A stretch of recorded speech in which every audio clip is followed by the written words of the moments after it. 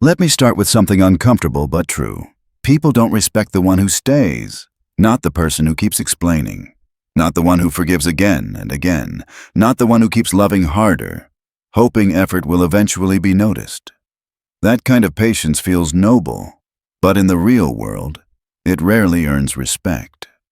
What people respond to isn't endurance. It's absence. They don't bow to the saint who absorbs everything. They pause for the one who goes quiet, pulls back, and lets the silence do the talking. When you walk away without drama, without slamming doors, without speeches, something strange happens. The emotional gravity shifts. Your calm feels colder than steel, and suddenly, the space you leave behind starts speaking louder than anything you ever said.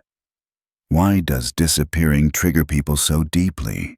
Because staying available advertises something you never intended to sell.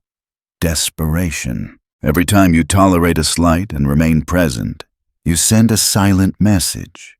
My price is flexible. My boundaries can move. My time is cheap. People may not consciously think this through, but they feel it.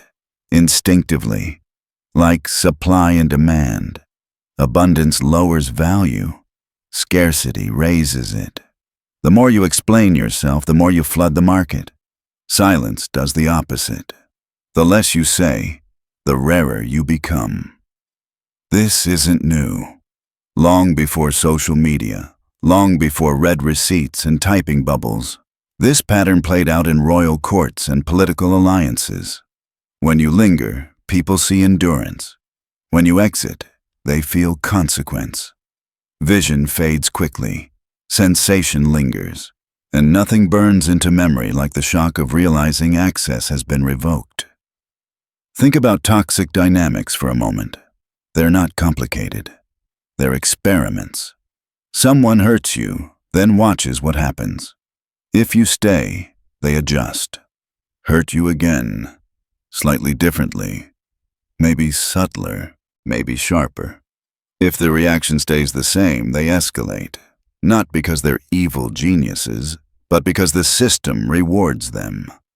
If the mouse keeps pressing the lever that delivers pain, the conclusion isn't sympathy, it's calibration. And every apology you offer, every paragraph you send, every explanation you craft becomes permission for the next round. You think you're standing up for yourself. What you're actually doing is confirming that access remains intact. Then one day, something changes. The lever stops clicking. You don't announce anything. You don't cry publicly. You don't unfollow in a rage or post cryptic quotes. You simply step out of the maze, quietly, calmly. No performance. Just stillness. And that stillness hits harder than any confrontation ever did. Now the roles reverse.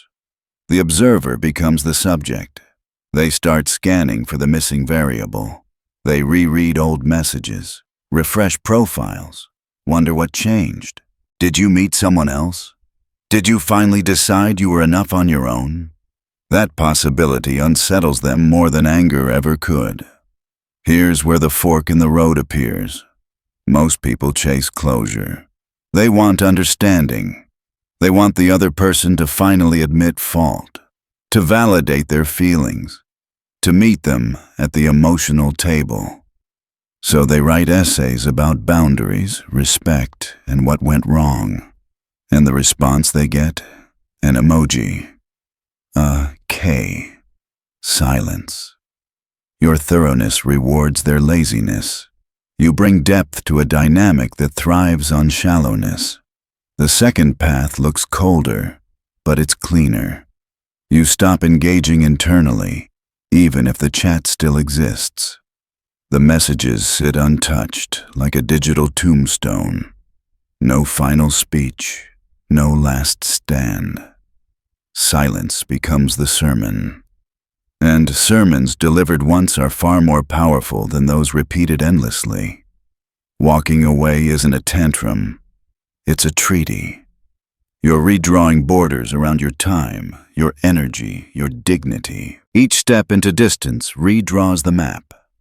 Here is where I stop explaining. Here is where access ends. People often confuse softness with virtue. But compassion without boundaries turns inward and becomes cruelty toward yourself. Being endlessly understanding doesn't make you noble. It makes you predictable. And cruelty toward your own worth, even when invisible, is still cruelty. So, what about forgiveness? Forgive if you must for your own peace, but do it privately. Public forgiveness often looks like cheap credit. Another loan extended to someone who already defaulted. Quiet forgiveness is different. It costs nothing. It isn't advertised. It doesn't reopen doors. It simply frees you to move forward without dragging resentment behind you. They'll label you stubborn. Let them. Stone outlasts sand. Some will call you dramatic for stepping back. Remember this: anyone benefiting from your confusion will campaign hard for you to stay confused. Your clarity threatens their comfort. They'll accuse you of ego, of immaturity, of playing games, anything to pull you back into debate. Decline the invitation. Nothing starves manipulation faster than unanswered questions. Silence isn't sulking. It's strategy. And here's the part no one tells you. Distance gives you bandwidth, space to audit yourself. Why did I tolerate that? Where did my standards crack? What part of me mistook familiarity for loyalty? Answer those honestly, and you don't just heal, you reinforce. You pour concrete into places that used to buckle under pressure. Expect the breadcrumbs, a casual, "Hey stranger," a shared memory, a birthday message. Each one is bait. Bite once, and the respect you earned dissolves instantly. Patience here is power. Let the hunger speak for itself. Boldness is often misunderstood. People think it looks loud, aggressive, assertive.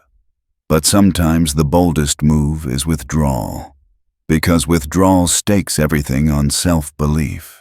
Your absence forces reflection or chaos, sometimes both, and whichever grows is not your responsibility.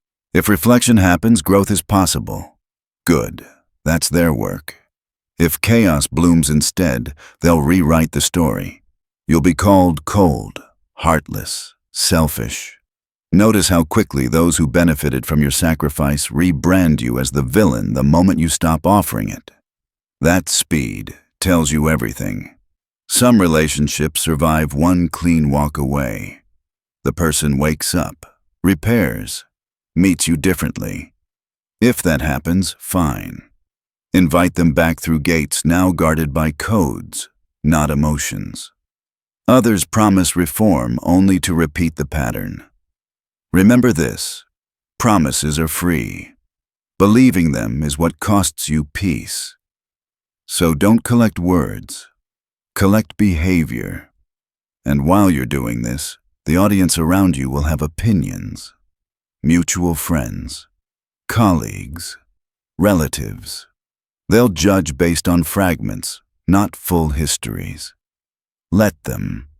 A reputation built on rumor collapses eventually. You're building something sturdier. Inside that distance, something unexpected happens. Energy returns. The exhaustion you thought was stress quietly fades. It was never the workload. It was the disrespect. Emotional drains consume more stamina than effort ever will. With them gone, you breathe deeper, sleep better, think clearer. You stop rehearsing arguments in your head. You wake up without courtrooms in your dreams. And that steadiness, that calm, it's rare, especially in a world addicted to reaction. This is where part one ends. Because before respect follows, before power stabilizes, before the world recalibrates around your standards, there's one truth you have to accept fully. Walking away doesn't make you lose something. It reveals what you were carrying that was never yours to begin with. Now let's talk about what happens after the walk. Not immediately, but in the quiet stretch that follows. This is the phase people underestimate. They think walking away is the hard part. It isn't. The hard part is staying gone when the noise returns wearing a friendlier face. Because it will return. Once your absence settles in, manipulation doesn't stop. It adapts. First comes curiosity disguised as care, a casual message, a memory dropped like a coin in your path. Nothing heavy, nothing obvious, just enough to test whether the door is still unlocked. This is not nostalgia, it's reconnaissance. If that fails, the tone shifts. Guilt appears. Real friends don't disappear. I thought you were different. I was going through a lot. These aren't explanations. They're hooks, designed to pull on the part of you that still wants to be seen as kind, reasonable, forgiving. If you engage here, even gently, the old dynamic snaps back into place faster than you expect.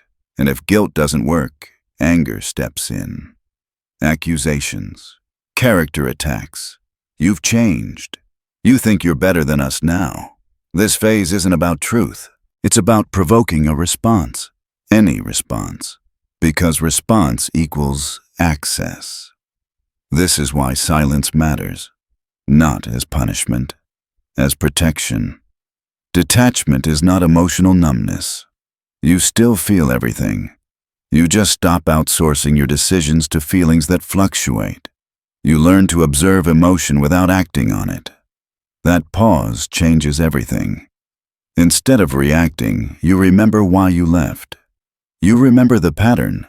You remember the cost. This is also where people confuse distance with ego. They'll say you're proud, that you're cold. The truth is simpler. You finally stop negotiating your worth. Healthy pride isn't arrogance. It's knowing the value of your time, your energy, your focus, and refusing clearance sales. False humility invites predators because it smells like availability. The same people who preach compassion often fail to apply it to themselves. Observe that quietly. You don't need to expose it. Reality handles exposure on its own schedule. Here's another shift that happens once you stay gone long enough. You stop trying to be understood by people committed to misunderstanding you. That alone frees enormous mental space. You realize how much of your life was spent translating yourself to audiences that never intended to listen. With that space reclaimed, something else fills it. Discipline, direction, focus. The energy once spent decoding mixed signals now fuels skill. You invest in your body, in your craft, in knowledge, in things that compound rather than drain.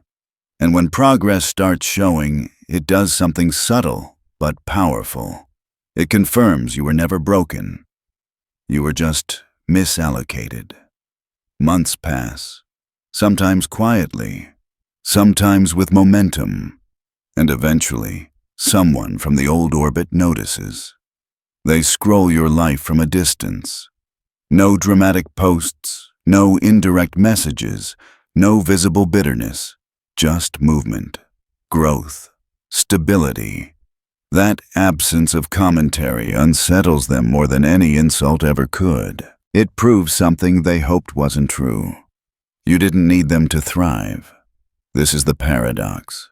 The less you try to prove anything, the more undeniable it becomes. At this stage, opportunities change. Offers arrive differently. People approach with curiosity instead of entitlement. Some come with genuine alignment. Others come because they sense fresh value. Not all interest is equal. Achievement attracts opportunists as reliably as it attracts allies. So, you test quietly. You give a sliver of trust, not the whole loaf. You watch who invests before they praise, who contributes before they compliment. Words are cheap. Effort is expensive. Let others pay first. Your standards evolve too. You stop confusing intensity with intimacy, chemistry with character. You no longer rush to bond. You let time reveal patterns. This isn't cynicism, it's literacy. Your days begin to look different. Mornings gain structure, not rigid, but intentional. You audit your emotions without judgment. Any lingering resentment gets addressed through self-care, not confrontation. You train your body because resistance teaches the mind that strength is built under load. You review finances because autonomy requires oxygen.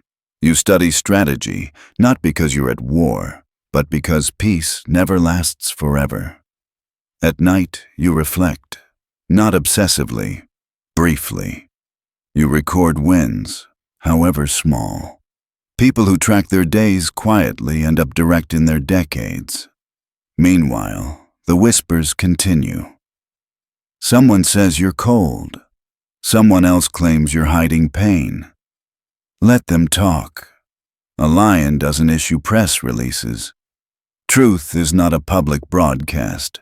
It's private infrastructure. But here's an important warning. Solitude can sharpen you, or it can harden you. There's a difference.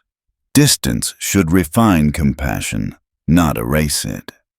You're not walking away because you're superior. You're walking away because certain dynamics are corrosive. Even manipulators are often frightened people wearing elaborate disguises. Recognizing that keeps you from becoming bitter. Forgive fully when you're ready. Just don't reopen gates. Compassion is charity. Boundaries are taxes. Both have their place. Re-entry attempts follow a pattern. Nostalgia first. Guilt second. Rage last. When you see the sequence once, you see it everywhere. Preparedness makes it boring. The tactics lose their sting because you anticipated them the moment you left. Eventually, someone calls you ruthless. Accept the word. Ruthless doesn't mean cruel. It means unwilling to sacrifice yourself for dysfunction. It's self-respect wearing armor. Delayed boundaries cost people years. Clean boundaries cost them a moment of discomfort. You chose the cheaper option long-term. As your circle shrinks, it densifies. Fewer voices, better conversations. Drama fades. Growth replaces it. You notice how different collaboration feels when no one is performing for validation. Ideas build instead of collide. Critique sharpens instead of wounds. Mentors appear naturally. Not because you chase them, but because you now stand where mentors stand. In action, in motion, not in complaint. One day, you catch your reflection without trying. The posture is different. Shoulders open, gaze steady. Confidence didn't arrive loudly. It crept in unnoticed, built from consistent self-trust. This is what standards enforced over time look like in the body. Predators sense it too. They bypass certainty. You become boring to manipulators and magnetic to builders. Quiet competence does that. It bends rooms without announcement. Routine becomes destiny. Habits turn into dikes that redirect chaos into opportunity. Training, reading, investment, solitude.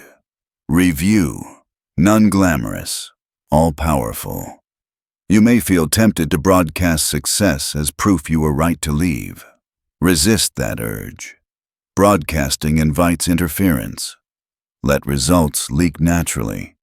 Silence protects momentum. Influence doesn't require noise. Daily excellence plants uncomfortable questions in others without a single speech. Some resent it. Some follow it. Both outcomes are fine. Freedom creates options. New partnerships. New collaborations. Sometimes romance. Independence shines in ways neediness never could. But your valuation model has changed. Respect or reject. If an opportunity demands shrinking your standards, it's a disguised cage. Loneliness will whisper occasionally. Ask it a question. Is this solitude or is this peace? False company is rented noise. Real allies arrive without price tags. There will be days when resolve wavers, holidays, illness, memory triggers, the urge to reach out resurfaces. Pause and ask, will this restore or relive? Most answers point backward. Healing rarely hides in old rooms. Walk on.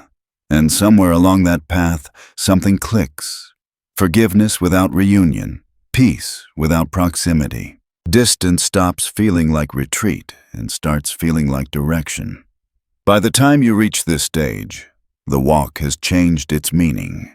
What began as distance from disrespect becomes movement toward construction. You're no longer defined by what you left. You're shaped by what you're building. Something subtle happens here. Resentment starts to feel heavy. Not because it's wrong, but because it slows you down. You've climbed far enough to notice the drag. So you set it down.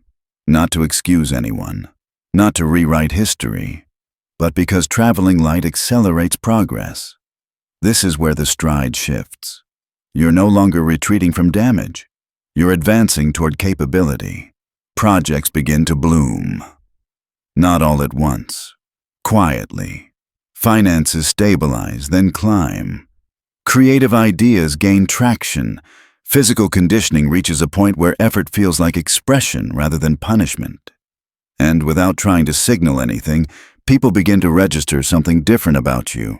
Gravitas. Not dominance, not arrogance, presence.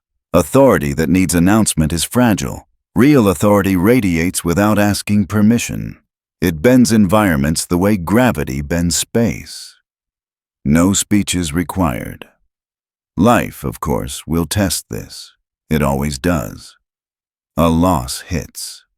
A plan collapses. A storm floods something you carefully built. The difference now is not that pain disappears. It's that it no longer dismantles you. Where an earlier version of you might have scrambled for reassurance from unstable sources, you now turn inward. You consult principles forged through repetition, not slogans borrowed from moments of clarity. The setback stings, but it doesn't hollow you out. Your standards absorb shock.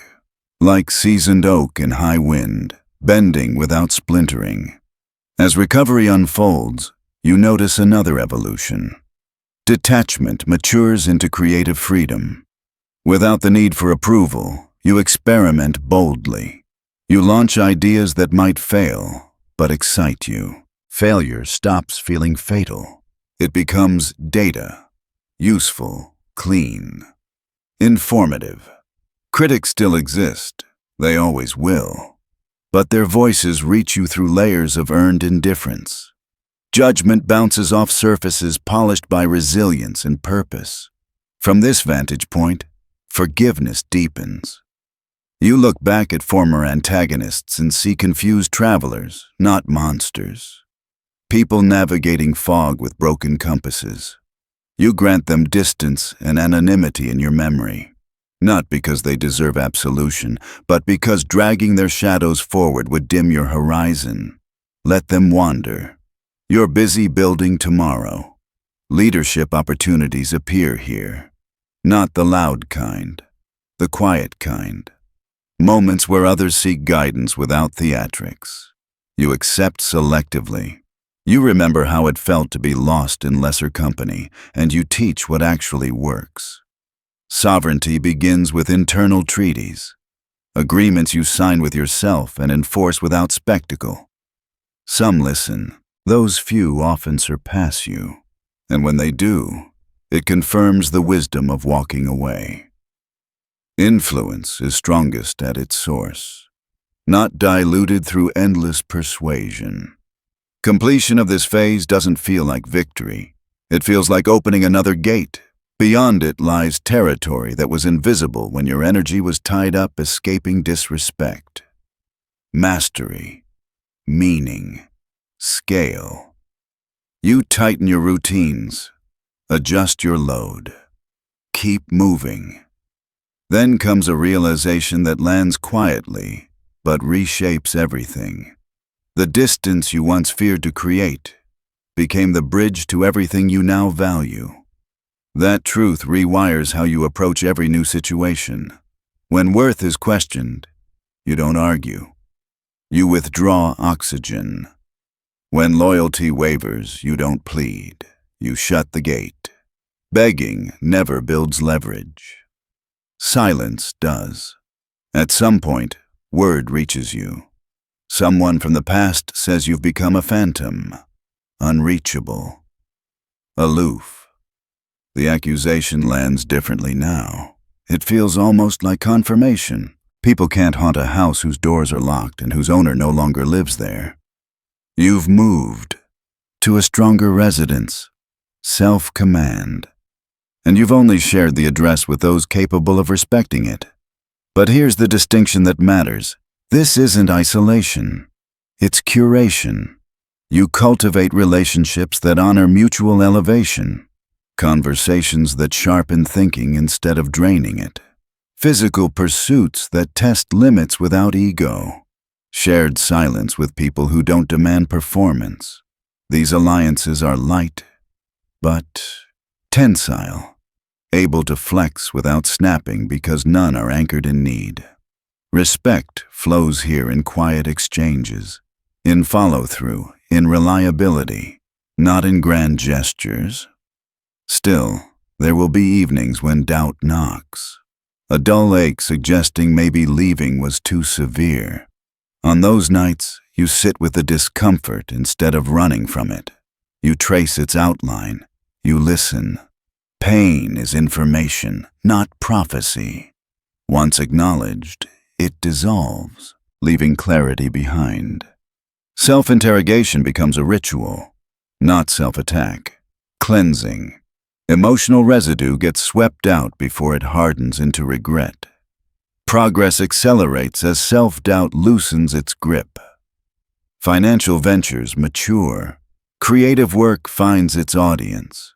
Physical training reaches a rhythm where discipline feels like alignment. Strangers begin to treat you differently, though you never announce any transformation. Authority, again, needs no announcement. Manipulators sense it and steer clear. Catalysts sense it and draw near. Quiet competence is the strongest magnet there is. What was once called virtue now reveals itself as effectiveness fused with resilience. This is where you understand something deeper. Preparation bends fortune. Habits redirect chaos. Routine isn't boring. It's destiny wearing plain clothes. And as destiny shifts, temptation appears. The urge to broadcast success, to validate your choices publicly. Resist. Broadcasting burns energy and invites sabotage. Let outcomes speak. They travel faster than declarations ever could. Silence does not mean invisibility. You still influence. Daily excellence forces questions in others without a single sermon. Some resent it. Some are liberated by it. Both reactions are outside your control. What matters is that you're no longer negotiating with people who priced you incorrectly. Freedom creates surplus. Offers roll in. Collaborations. Partnerships. Sometimes romance. Independence shines in ways dependence never can. But your filter is sharp now. Respect or reject. If an opportunity requires shrinking your standards, it's not opportunity. It's a disguised tax. Occasionally, loneliness will test you. On those days, remember this. Solitude is room to host your highest potential. False company is noise rented at the price of self-betrayal. Real allies arrive without invoices. There will be moments when old urges flare, birthdays, illness, memory triggers. The instinct to reach back surfaces. Breathe. Ask the question that matters. Will this restore or relive? Most answers reveal themselves instantly. Healing rarely lives in basements you already escaped. Walk on. And when you walk far enough, something remarkable happens. Forgiveness exists without reunion. Peace exists without proximity. Distance becomes not an act of defense, but a form of clarity. By now, the walk has become instinctive. You don't debate it. You don't dramatize it. You don't announce it. Distance has shifted from a strategy into a reflex, and that reflex protects you faster than conscious thought ever could. This is where many people misunderstand what's happening. They assume distance means frozen emotion, that you've shut down, grown cold, stopped caring. The truth is the opposite. You care more precisely now. You've learned the difference between feeling and choosing. Love is a feeling. Boundaries are choices. Feelings inform. Choices define. And when the two contradict each other, you choose the future over the impulse.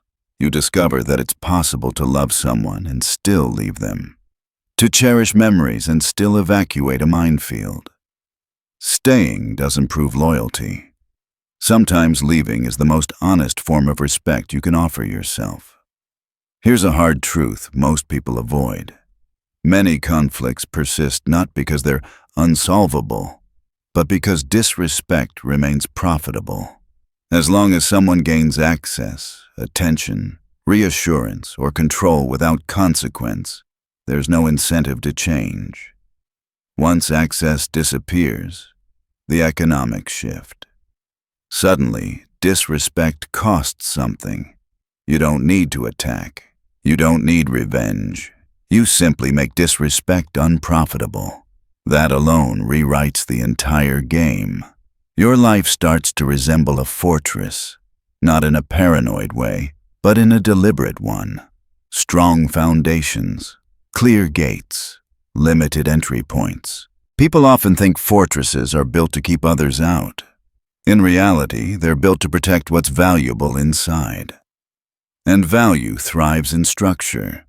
As time passes, the contrast between your old life and your current one becomes undeniable.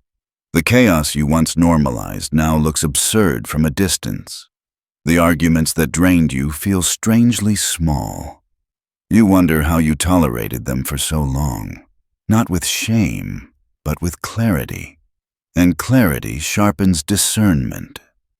New people enter your orbit. Some are genuinely aligned. Others are simply curious. They've heard whispers. They've noticed momentum. They sense something stable where volatility used to be. Not everyone who approaches deserves proximity. You no longer assume goodwill. You observe it. This is where testing matters.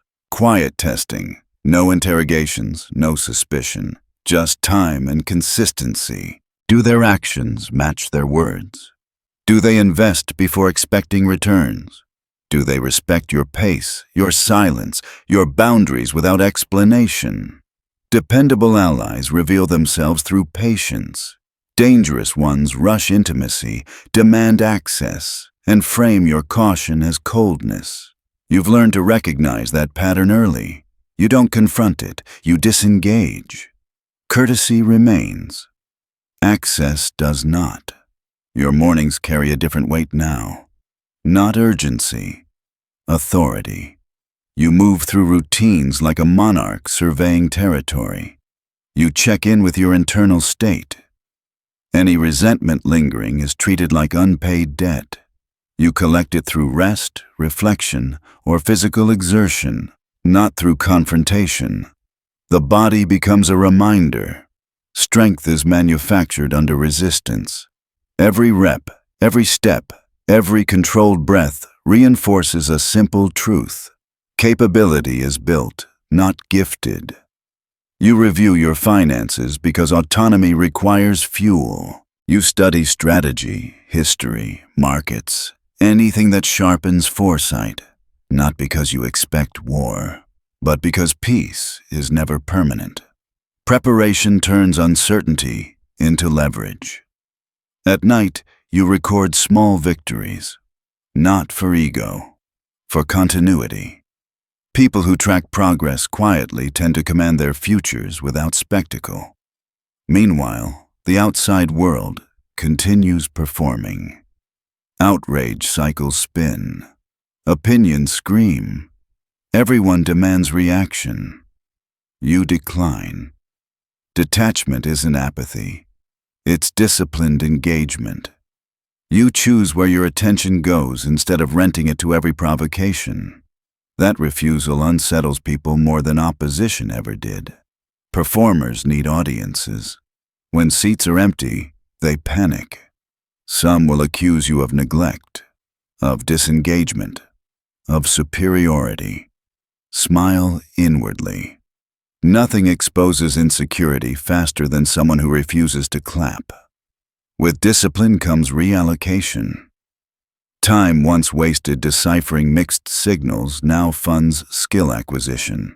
Learning becomes addictive because progress obeys effort. Unlike people, systems respond predictably to input. That reliability is calming. You begin studying during calm periods. Markets, languages, physical disciplines, anything that compounds.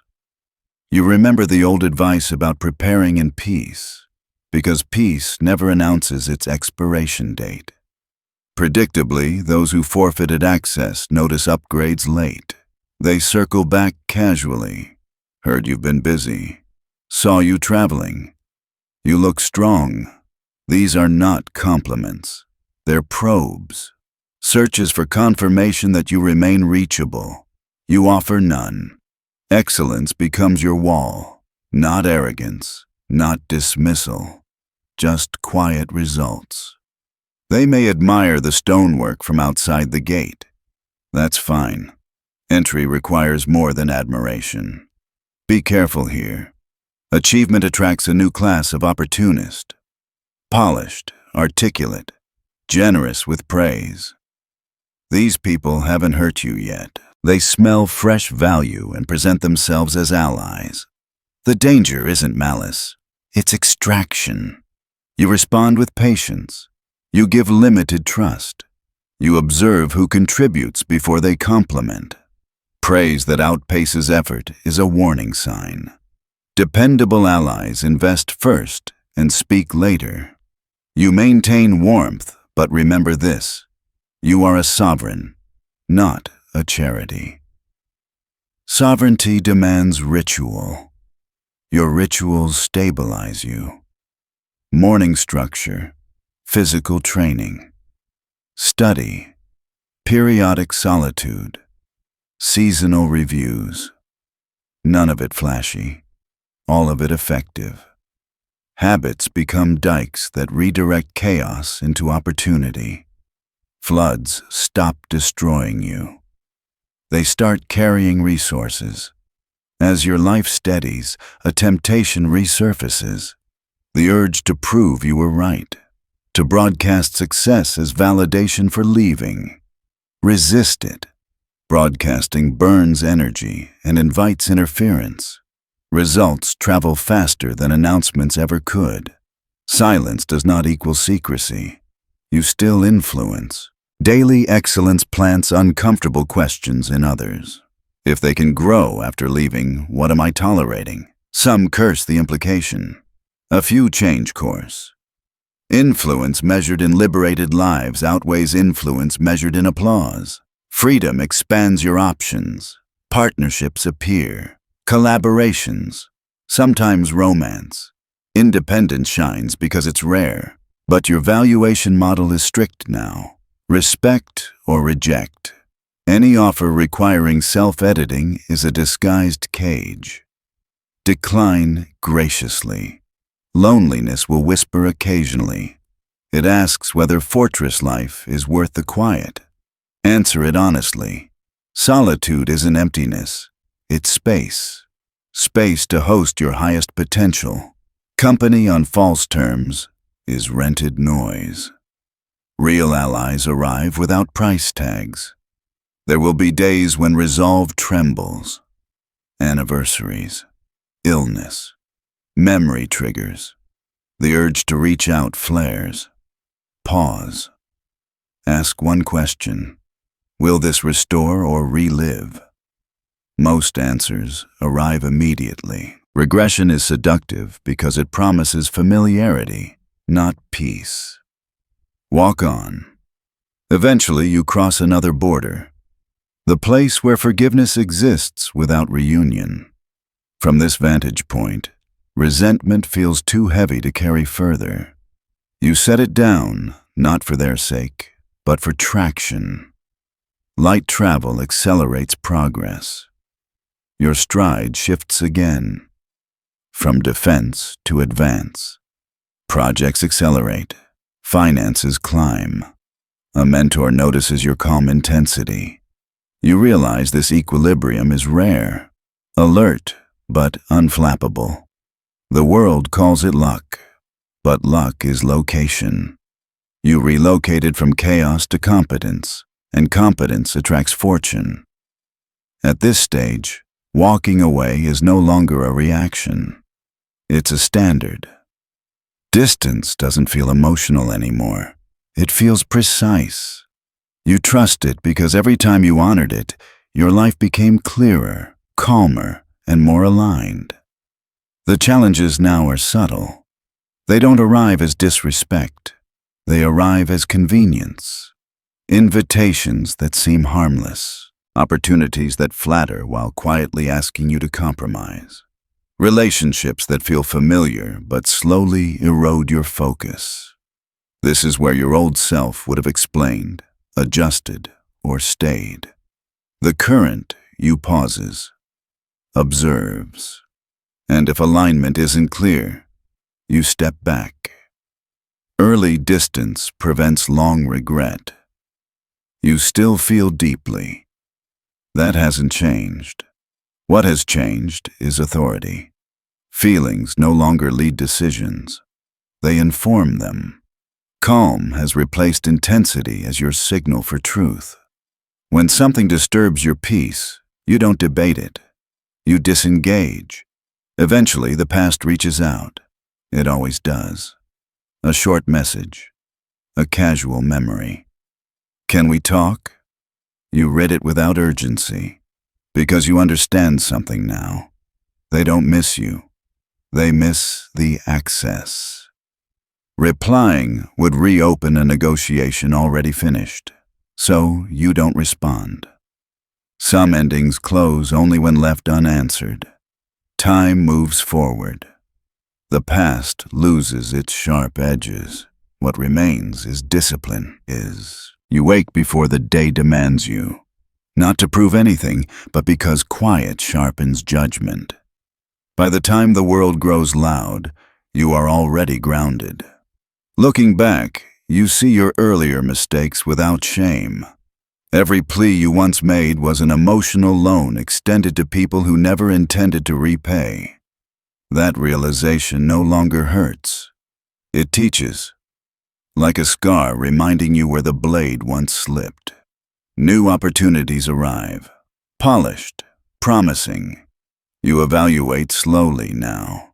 Intention matters as much as outcome. You decline anything that requires self-editing. Strategy without principle becomes predatory. Principle without strategy becomes naive. You walk the line where both remain intact. Occasionally, a rumor reaches you. Someone says you're distant, cold, unreachable. You accept the label without defense. People cannot haunt a place they no longer have access to. Solitude now isn't loneliness. It's refinement. You choose company that elevates rather than drains. Respect replaces performance. Life still tests you. Loss happens. Plans fail. Uncertainty appears. But you no longer break. You bend and continue. And this is the final truth. When they finally notice your absence, they notice their own emptiness.